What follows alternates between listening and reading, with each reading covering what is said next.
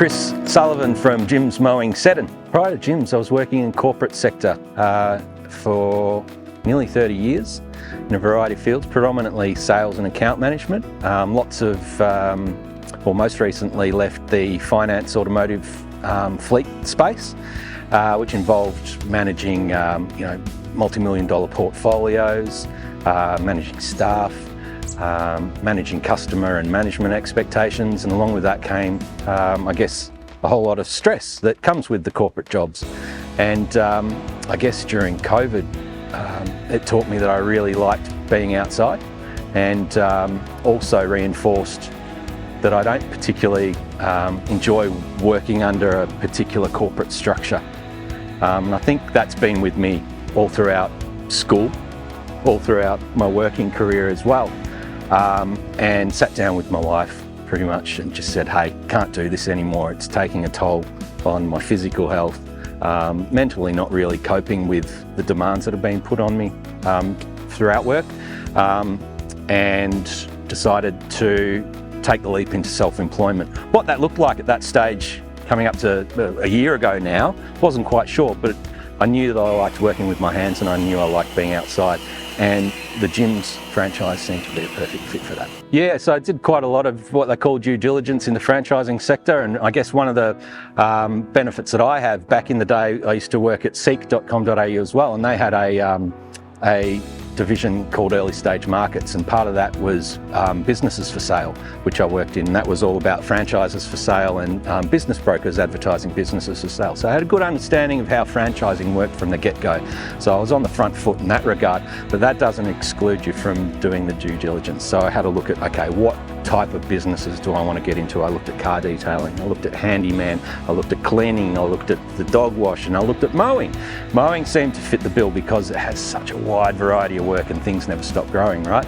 As long as it's, winter in Melbourne's a different question, but and it's been the right decision to go with mowing because it's allowed me to do all the things that I really love doing. I love getting out in the garden and getting my hands dirty. I love building things. I've built pergolas, I've built decks, I've built fences, I've built planter boxes, and I'm doing a big decking job next week. And that's all the stuff that's really good cream on the top of your regular everyday bread and butter, which is gardening, mowing lawns, hedging, that sort of thing.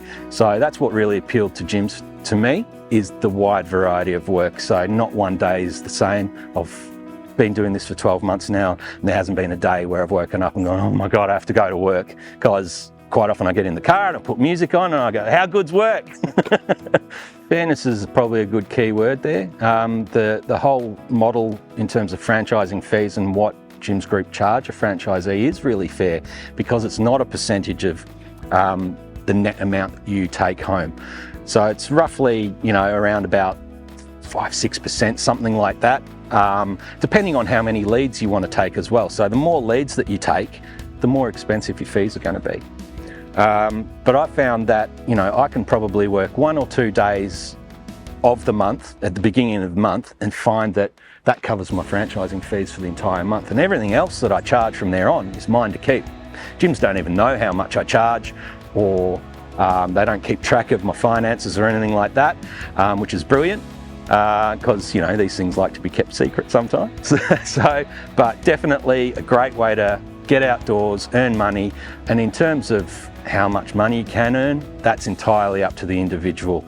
You can go down the path that I've taken, and that's around lifestyle and still earning a decent living to be able to enjoy doing things with my family, like going on holidays, or being at home on time for my daughter to get home from school, or even working only 4 days a week. I tend to work 4 days a week, home usually by 4 o'clock every day, and still earning a decent living that's comparative to what I was earning out in the corporate sector, if not more.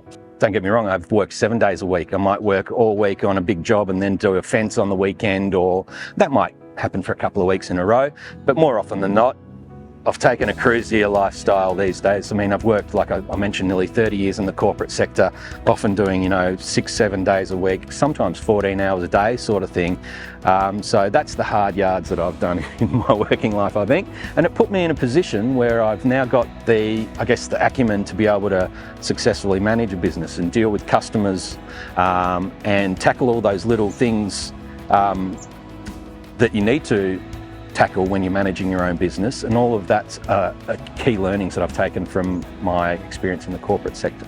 It's really trepidatious going into the training just because I didn't know what to expect. I knew a little bit about the franchising world as I'd referenced earlier, but didn't know how it was going to work. Was it going to work? Was it the right decision? Was gyms all those thoughts that plague the back of your mind, all those negative thoughts that plague your back of your mind, they sort of dispel as soon as you arrive at training. Primarily because there's 100 other people in the same boat, and you sort of band together and you form a little camaraderie with, whether you're starting up mowing or dog wash or cleaning or conveyancing or whatever it might be, you all band together and you're all sharing the same thoughts and emotions. Then when the trainers come in and they start introducing themselves and they start talking about real world experiences, you realise, wow, yeah, this can actually work as long as you follow the systems and processes that are laid out. Follow up with your customers within 2 hours. Customer service is king. Be on time when arrive when you say you're going to arrive. All these little things that they try and hammer home throughout the full 6 days of training that we experience with mowing. If you take that away with you, you'll succeed. But always, every day for me, keeping that in the back of my mind, because it is not an easy road going down managing your own business in the world of gardening. There's many challenges. The challenges of starting a new business, motivation, getting up out of bed on a cold winter's morning is always hard, following up with the customers, putting yourself out there in various areas that you might be unfamiliar with around your local areas so that you can get new work, meeting new customers, tackling there's all these things that compound on you every day, but the reward is you can go on holidays, you can work a 4-day week, you can still earn a good living, and I think the best part for me is one day my daughter turned around to me and said, "Hey Dad, you're not angry anymore." I used to always be angry because I was just so stressed with work all the time, and now, much happier. I guess people come to the gyms group initially, whether they're a repeat customer or a brand new customer, because there's an expectation that gyms is number one. Yeah, so the expectation is that gyms is number one, and along with that expectation is a quality of service and a quality of work. All of our guys are trained if they need the training by an existing franchisee or franchisor. So there's that backup from the wider group to help you perform your role. There's systems and processes that are put in place that help you perform that role. And when you're talking about, someone might be able to do, come and quote on this job for $30 versus, we might charge a nominal amount, $150 or whatever it might be. And the difference is huge when you're talking about dealing with someone from the gyms group. They're self-employed for one, so it's their business, and they've got a really strong responsibility to make sure they're delivering high level of customer service in line with what the expectation of the gyms group is. And number two, we're all warranted, we're all insured, we're all police checked, and we're all driving around in nice branded utes, trailers, whatever it might be. So I found that the level of assurance that a customer has by coming to the gyms network far outweighs the low cost option of going with someone that will more than likely do a poor job. Yeah, the little 1%ers. So even as we're talking, this job's for the most part finished that we've done here today, but it's little 1%ers. As I look around, I can still see some weeds in the cracks of the concrete. There's a few little weeds poking up through the garden beds, and it's taking those, it might take you 5 minutes extra to run around and just pick out things that you see in your corner of your eye, because your customer's going to see them as well. And that's what makes a huge difference in the job. Just take a little bit of extra time to say, okay, I'm not going to be lazy, I'll go and grab that weed. It might mean that you have to go back and get the whip snipper that you've put away. That's okay, because the customer's going to love the job at the end of the day. Take your time, just take your time. You don't need to rush into anything, because I guess coming into your own business, we've got a huge learning curve, especially if you've come from employment, right? When you've got a regular job, you arrive at a particular time, you're given a set list of activities to do, and you do them within an 8-hour day. When you're self-employed, you think, I've got to earn money.